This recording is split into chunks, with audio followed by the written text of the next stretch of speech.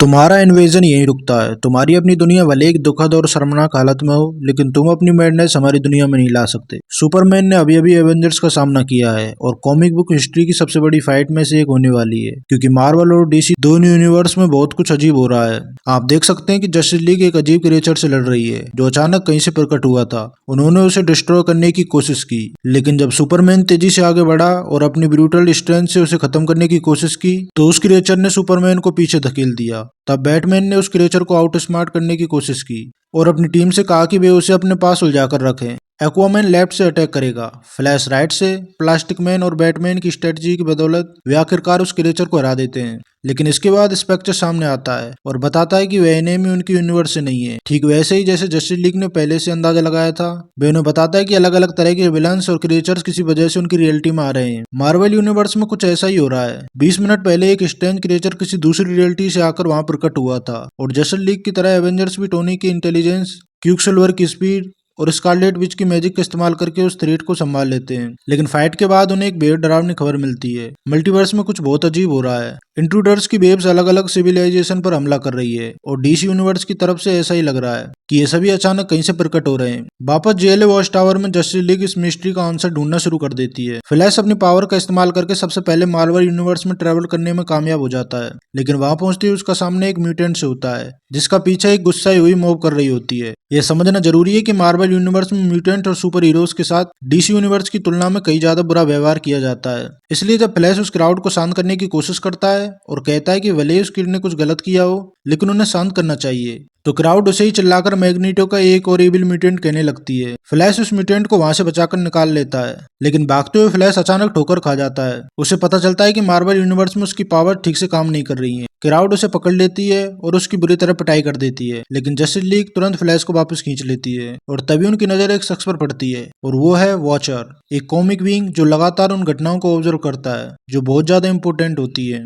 कुछ देर बाद एक और फिगर वहां दिखाई देता है, ग्रैंड मास्टर। वंडर वुमेन उस पर लॉस ऑफ द ट्रूथ का इस्तेमाल करती है और ग्रैंड मास्टर बताता है कि मार्वल और डीसी यूनिवर्स के बीच की बैरियर्स कमजोर हो चुकी हैं। दोनों वर्ल्ड्स को कोलैब होने से बचाने का सिर्फ एक तरीका है, 12 पावरफुल आर्टिफैक्ट्स को ढूंढना। इनमें से 6 मार्वल यूनिवर्स से होंगे और 6 डीसी यूनिवर्स से। इन सभी आर्टिफैक्ट्स को एक साथ लाना ही इस आने वाली कैटास्ट्रोफ को रोक सकता है। अगर वे इन्हें इकट्ठा करने में फेल हुए तो एक पूरी यूनिवर्स खत्म हो जाएगी। वह यह भी बताता है कि मार्वल यूनिवर्स के हीरोज भी इन आर्टिफैक्ट्स की तलाश करेंगे, इसलिए वह जस्टिस लीग को सावधान रहने की सलाह देता है और वह फिर गायब हो जाता है। जस्टिस लीग कंफ्यूज रह जाती है और उन्हें समझ नहीं आता कि ग्रैंड मास्टर सच बोल रहा है या नहीं, लेकिन बैटमैन का कहना होता है कि कम से कम उन्हें उसकी बातों की इन्वेस्टिगेशन जरूर करनी चाहिए। इसलिए स्पीड फोर्स का इस्तेमाल करके फ्लैश एक टीम को मार्वल यूनिवर्स में लेकर जाता है। उनकी पहली डेस्टिनेशन होती है लेटवेरिया, जहाँ वे डॉक्टर डूम को आयरन मैन फिस्ट के साथ पूरे देश पर राज करते हुए देखते हैं। जब एक्वामैन कहता है कि उन्हें डूम की डिक्टेटरशिप के खिलाफ इंटरवेन करना चाहिए, तो बैटमैन बस उसे ऑब्जर्व करने और आगे बढ़ने की सलाह देता है। ऐसा ही जनोशा में भी होता है, जो म्यूटेंट्स पर हाल ही में बॉम्बिंग हुई थी।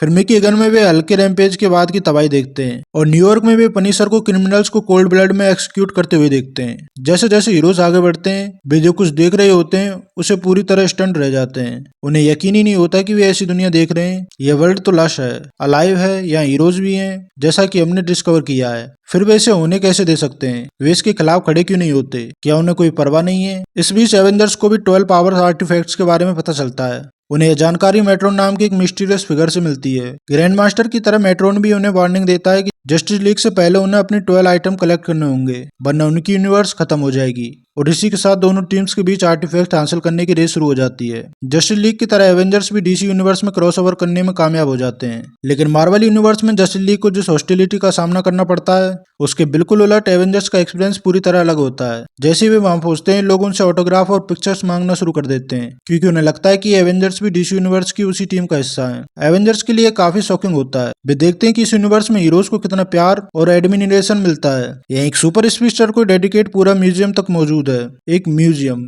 ये आर्टिकल्स, ये एड्स, ये लोग अपने हीरोज को आइडियलाइज करते हैं, तब ये सोचते हैं कि ये अपने घर की तरह बिल्कुल भी नहीं है। लेकिन जैसे सुपरमैन का मार्वल यूनिवर्स में एवेंजर्स को लेकर अपना एक पर्सपेक्टिव था, वैसे कैप्टन अमेरिका भी सुपरमैन और उसकी टीम को लेकर एक हार्श ओपिनियन रखता है। जस्टिस या जस्टिस नहीं, चारों तरफ देखो, यह उनकी सिटी है, इसे इंसानों ने ही बनाया है। इन्हें इस दुनिया पर ऐसे मालिकाना हक जताना जैसे छोटे छोटे टिन गॉड्स हों जो पब्लिक की एडोरेशन मांगते हैं, बजाय इसके कि इनकी फ्रीडम की रक्षा करें। लेकिन कैप्टन अपनी बात पूरी कर पाता है उससे पहले एवेंजर्स ऊपर देखते हैं और उनके सामने डीसी के हीरोज खड़े होते हैं। वे एवेंजर्स का सामना करने के लिए तैयार हैं। तुम्हारा इन्वेजन यही रुकता है। सुपरमैन एवेंजर्स से कहता है कि अब उन्हें कस्टडी में लिया जाएगा। उसका कहना है कि उन्हें खुले तौर पर घूमने देना सिटी की सेफ्टी के लिए खतरा होगा। कैप्टन अमेरिका तुरंत जवाब देता है और सुपरमैन की मांग को इनसेन बताते हुए उसे एक फास्टेस्ट ओवरलोड तक कह देता है। वांडा धीरे से कैप को समझने की कोशिश करती है कि कम से कम उन्हें पीसफुली बात करके चीजें सुलझाने की कोशिश करनी चाहिए। लेकिन तभी थोर अपना हैमर उठाता है और सुपरमैन पर हमला कर देता है और फिर एक मैसिव फाइट शुरू हो जाती है। हम देखते हैं कि एक्वामैन आयरन मैन को पंच मार रहा है, क्विकसिल्वर प्लास्टिक मैन को घुमाकर फेंक रहा है, थोर को सुपरमैन जोरदार हिट कर रहा है और हॉकाई फ्लैश पर एरो चलाने की कोशिश करता है, लेकिन फ्लैश उसे आसानी से नीचे गिरा देता है। लेकिन इस केओस के बीच दोनों एक दूसरे के सामने आ जाते हैं। कॉशियस, डिटरमाइंड, एक्सपीरियंस, दोनों की नजरें एक दूसरे पर टिक जाती हैं। दोनों सांस लेते हैं और फिर उनके ब्लोज लगभग बिना किसी फोर्स के एक दूसरे से टकराने लगते हैं। एक टैप, एक ब्रश, एक फेंट और एक काउंटर और एक सेप। ठीक है, ये पॉसिबल है कि तुम मुझे हरा सको एवेंजर्स, लेकिन इसमें तुम्हें बहुत लंबा वक्त लगेगा। लेकिन मुझे ये बताओ, क्या तुम ऐसा करना चाहते भी हो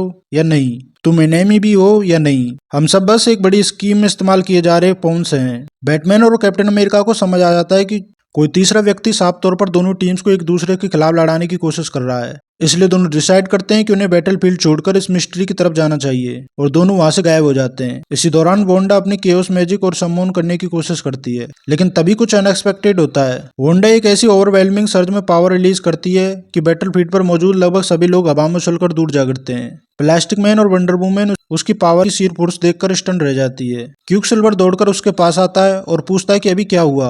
वोंडा बताती है कि इस यूनिवर्स में केओस मैजिक उसकी एक्सपेक्टेशन से कहीं ज्यादा पावरफुल है। इसलिए जब सुपरमैन और फ्लैश आयरन मैन और थोर के पीछे जाने की कोशिश करते हैं, वोंडा बस अपना हाथ उठाती है और अपनी पूरी टीम को टेलीपोर्ट करके दूसरी जगह ले जाती है। इसके बाद दोनों टीम्स के बीच एक लंबी और वायलेंट जर्नी शुरू होती है, जिसमें वे उन 12 आर्टिफैक्ट्स को कलेक्ट करने की रेस में लगे रहते हैं। इस दौरान हमें कई अमेजिंग मूवमेंट देखने को मिलते हैं। आयरन मैन अपने अपोनेंट्स को आउट स्मार्ट करता है, वंडर वुमन हरक्यूलस से बैटल करती है, क्विकसिल्वर और फ्लैश एक दूसरे के साथ रेस करते हैं और बैटमैन और कैप्टन अमेरिका लगातार यह पता लगाने की कोशिश करते रहते हैं कि आखिर इस पूरे खेल के पीछे असली मास्टरमाइंड कौन है। दोनों टीम्स एक बार फिर सैवेज लैंड में भिड़ती हैं। इस बार दोनों ही फाइनल आर्टिफैक्ट्स को हासिल करने की कोशिश करते रहते हैं और फिर ये बैटल शुरू हो जाती है। लेकिन इस बार सुपरमैन जितना फ्यूरियस होता है कि वह थोर को भी डिफीट कर देता है। थोर जमीन पर गिरा हुआ होता है और सुपरमैन मानता है कि उसने इससे ज्यादा टफ अपोनेंट कभी फेस नहीं किया। आखिरकार सभी आर्टिफैक्ट्स कलेक्ट कर लिए जाते हैं। बैटमैन और कैप्टन अमेरिका वापस लौटते हैं और तभी असली ट्रूथ सामने आता है। क्रोना, एक कॉस्मिक बीइंग जो मल्टीवर्स के सीक्रेट्स और लाइफ के ओरिजिन्स को अनलॉक करने के ऑब्सेशन में पागल हो चुका है और उसके साथ इस पूरे खेल का मास्टरमाइंड ग्रैंड मास्टर भी था। क्रोना का ऑब्सेशन इतना बढ़ चुका था कि आंसर की तलाश में उसने पूरे यूनिवर्स तक रिस्टोर कर दी थी। उसे रोकने के लिए ग्रैंड मास्टर ने एक कॉस्मिक गेम प्रपोज किया। दोनों ने हीरोज की एक टीम चुनी। क्रोना ने एवेंजर्स को चुना जबकि ग्रैंड मास्टर ने जस्टिस लीग को चुना और जिस टीम ने सबसे ज्यादा आर्टिफैक्ट्स कलेक्ट किए वही गेम जीतती है। लेकिन जब बैटमैन और कैप्टन अमेरिका को असली सच्चाई का पता चलता है तो कैप्टन अमेरिका अपनी शील्ड की मदद से फाइनल आर्टिफैक्ट बैटमैन तक पहुंचा देता है और इसके साथ स्कोर हो जाता है 7-5। जस्टिस लीग के फेवर में the game is over, score 7-5 है। जस्टिस लीग के फेवर में है। क्रोना कहता है तुम्हारे चुने हुए चैंपियंस डिफीट हो चुके हैं, इसलिए अब तुम्हें इस कॉन्टिन्यूम को छोड़ना होगा और इसे दोबारा मिनेस नहीं करना होगा। लेकिन क्रोना चीटिंग करने का फैसला कर लेता है और अब जस्टिस लीग और एवेंजर्स दोनों को रियलाइज हो जाता है कि अपने यूनिवर्स को बचाने और क्रोना को डिफीट करने के लिए उन्हें एक साथ टीम अप करना होगा। और जैसे जैसे दोनों टीम्स एक साथ काम करती हैं, उनके बीच की दूरी कम होने लगती है। वे एक दूसरे पर ट्रस्ट करना सीखते हैं, यहाँ तक कि हम उनके साथ में पार्टी स्पेंड करते हुए भी देखते हैं। हालांकि कुछ हीरोज के बीच में टेंशन अभी तक बनी रहती है, लेकिन कई बैटल्स के साथ वे एक दूसरे पर भरोसा करना सीख जाते हैं। और जब थोर मुसीबत में पड़ता है तब हमें एक ऐसा मोमेंट देखने को मिलता है जिसे कोई नहीं भूल सकता। सुपरमैन थोर का हैमर उठाता है और उसके हाथ में कैप्टन अमेरिका की शील्ड भी होती है। सुपरमैन कहता है, ओ माय लॉर्ड, इस पावर को मैंने पहले कभी इतना महसूस नहीं किया। हालांकि फाइट खत्म होने के बाद हमें पता चलता है कि सुपरमैन भी हमेशा उस हैमर को लिफ्ट नहीं कर सकता, क्योंकि हैमर पर लगा स्पेल ऐसा बनाया गया था कि सिर्फ कुछ ही वर्दी इंडिविजुअल्स ही उठा सकें, और वो भी डेस्परेशन के समय। आखिरकार टीम अप करने के बाद जस्टिस लीग और एवेंजर्स कोरोना को रोकने में कामयाब हो जाते हैं। इसके बाद दोनों टीम्स वापस अपने अपने यूनिवर्स में लौटने के लिए निकल पड़ती हैं और फाइनल पैनल में हम सुपरमैन और कैप्टन अमेरिका को एक दूसरे को सैल्यूट करते हुए देखते हैं। दोनों इस बात का इज़हार करते हैं कि उन्हें एक खुशी है कि वे एक दूसरे से मिले। वही बोंडा इस बात पर रिफ्लेक्ट करती है कि उनकी वर्ल्ड चाहे कितनी भी अलग क्यों ना हो, फिर भी दोनों अपनी डिफरेंसेस को ओवरकम किया है और आखिरकार उन्होंने मिलकर दोनों वर्ल्ड्स को बचा लिया और यहीं पर ये कहानी खत्म हो जाती। अगर आपको ये वीडियो पसंद आई है तो मेरे चैनल को सब्सक्राइब जरूर करना और वीडियो को लाइक जरूर करना और मिलते हैं ऐसी अमेजिंग वीडियो में। तब तक के लिए बाय।